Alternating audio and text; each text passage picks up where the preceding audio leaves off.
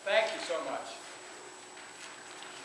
Let me ask them, what is different now than what was given to the General Assembly 2 years ago?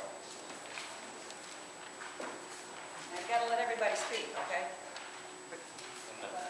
What happened 2 years ago, Rebecca sent it out to us, and 2 years ago what you voted on was this is what was the standard.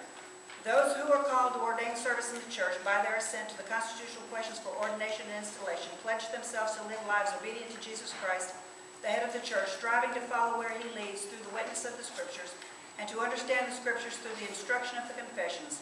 In so doing, they declare their fidelity to the standards of the church. Each governing body charged with the examination for ordination and or installation establishes the candidate's sincere efforts to adhere to these standards. That was voted down by this Presbytery and ultimately by the Presbyteries across the country. I have inquired as to, they sound kind of alike. That was called 08B. The drafting of 10A, which is what we have today, is apparently involved a conscious attempt to address some of the concerns of what was known as 08B.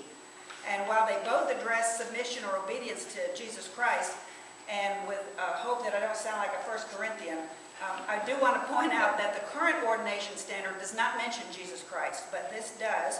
There was some concern that 08B was a little subjective. For example, it said, strive to follow where he leads, and 10A calls for a determination of the candidate's ability and commitment to follow all requirements as expressed in the constitutional questions. There was also a complaint that 08B seemed to be a lowering of the standards for ordination, and 10A's statement of submitting joyfully to the Lordship of Jesus Christ in all aspects of life could be argued to be not a lowering of a standard.